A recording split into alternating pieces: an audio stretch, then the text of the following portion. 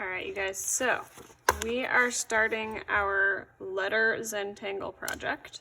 And the first thing I need to do is give myself an 1.5 inch border all the way around.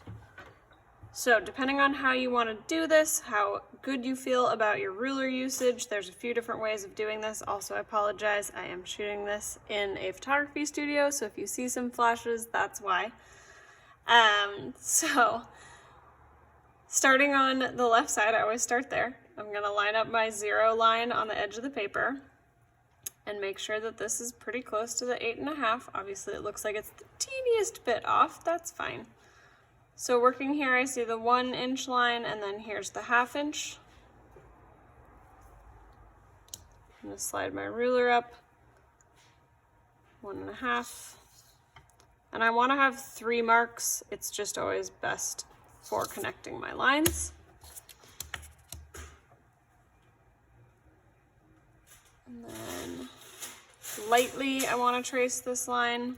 I will be erasing this line later, so I don't want to bear down super hard on my pencil.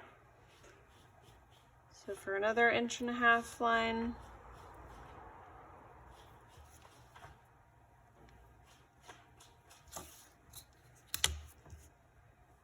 the reason I'm doing it the way I'm doing it is to create 3 marks. That way I know I'm making a truly straight line.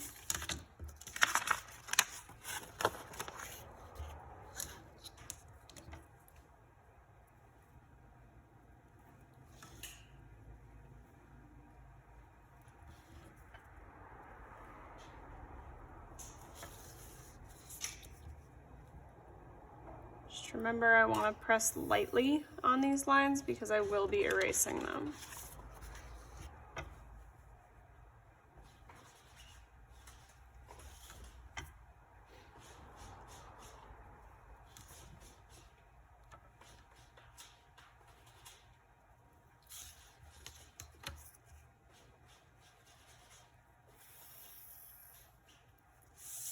Alright, just like that will do. I will be erasing all the rest of these lines later. You don't need to do it right now, but if you want to, you can. If you have a larger eraser like a pink pearl or one of the other big eraser types, I would do that with this, but I do not happen to have mine on me at the time. So I'm just using my pencil eraser, which isn't working super great, but it's doing the trick.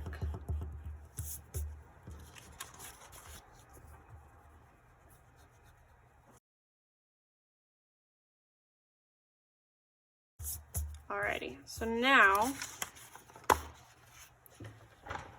the inside of this is all just going to be border. We're not going to mess with that part. The inside of it is 5.5 inches by 8 inches. So I don't want my letter to take up this entire space, but I do want it to take up a decent amount of the space.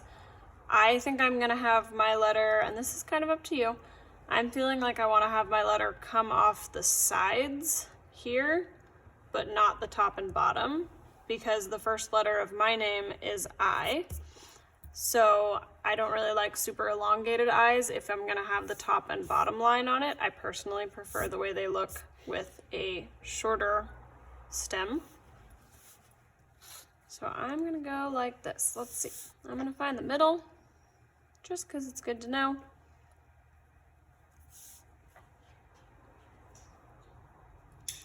That's 4 inches. And then the middle here is 5.5, that's 5.5 wide, so it would be 2 3/4.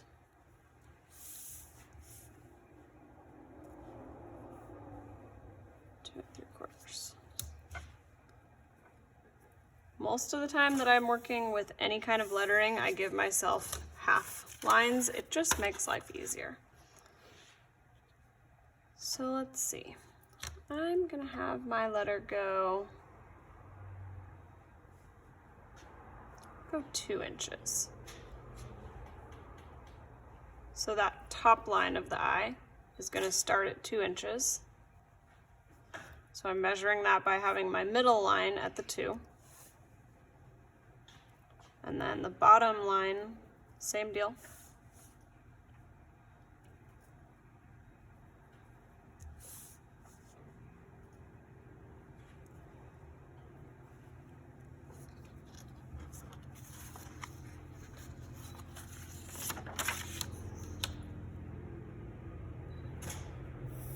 Connect those. Connect those. And then because I'm feeling like I want to have all of my letter lines be about 1 inch wide, I'll make this 1 inch. This is all gonna make a whole lot more sense momentarily, I promise. Any letter that you choose is going to be a different process. This is just how I'm doing an I. If your first or last initial has curves in it, like an S or a C, that might be a little bit harder to do. So you may want to switch to either your last initial or your first initial, depending. And then to create the middle part of my I, I'm gonna let this 1/2 inch mark go right in the middle of my center dividing line so that it is 1 inch wide. And then I have a lot of erasing to do, but very soon you will begin to see that this is an I.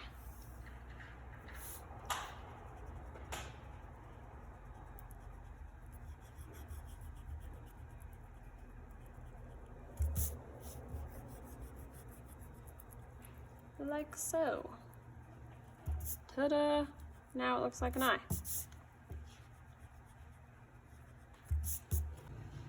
Okay, so now that I have my letter completely blocked out and I've erased all the extra lines that I don't need, now I get to choose how I want to break up the background into my Zentangle patterns.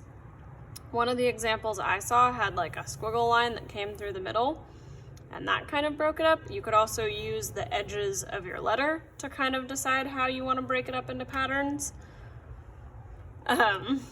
So like for mine, I could really clearly do like 1, 2, 3, 4 patterns if I wanted to.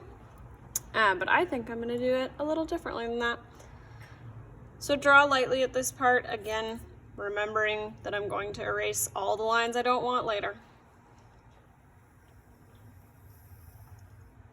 I'm gonna let that be an area that gets broken up. And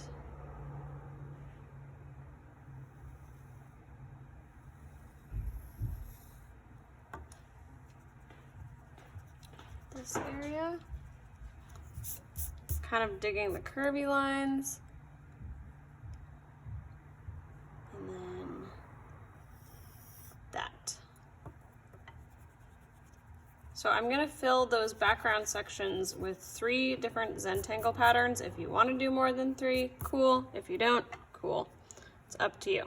So I've created some different space behind the letter. It's gonna look like this letter is sitting on top of those patterns and like it's white and everything else isn't. If you Google Zentangle patterns, you will find about 1 million different examples of Zentangle patterns. It's up to you what you would like to use. The purpose of a Zentangle pattern is essentially repeating shapes and lines and forms, and it's meant to be relaxing. That is the purpose of it. If it reaches a point where you are officially not relaxed by it anymore and you are stressed by it, that's a good time to take a break. Art should be relaxing. That is the point of it. So let's see. For my first pattern, I'm going straight in pen at this point. You do not have to, but I feel like doing it that way. So for this area, I'm starting with stripes, but I want them to kind of intersect with each other. So just remember, I don't want to go outside of this border line. Do not forget that, especially once you start tracing in pen. If you do not trust yourself to do this in pen right away, don't do it in pen right away. This is just how I'm doing it.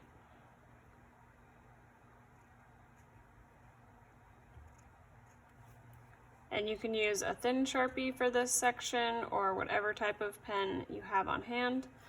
For this one, I am using a Tombow pen. This has a brush tip on one side and a thinner tip on this side.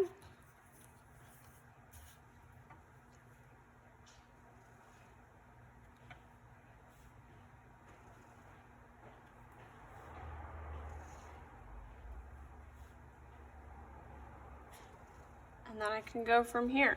And I will continue to use these lines as the points that I break up the space with, and those will kind of differentiate my pattern areas. And again, you can do this how you want to do this. 3 is the actual requirement. If you want to do more than that, that is going above and beyond the requirement, and you do not need to.